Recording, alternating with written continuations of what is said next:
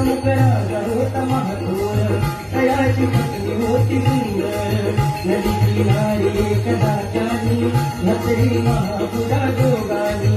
आणि एक नौका त्याच मार्गाने नव भरलेली पूर्ण द्रव्याने होती व्यापारी साधू वाण्याची तिथं पाहण्याचा आला पूजनाची उल्कमुख बोले काही गावे व्रत नारायणाचे अकरावे म्हणून इच्छित बळ मागावे चरणी श्रीहरिका लागावे आला घरात वाणी करतोय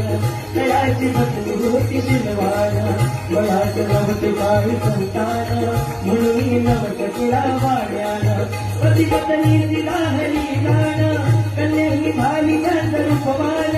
कलावती म्हणून कन्येचे नाव ठेवील त्याने आवडीचे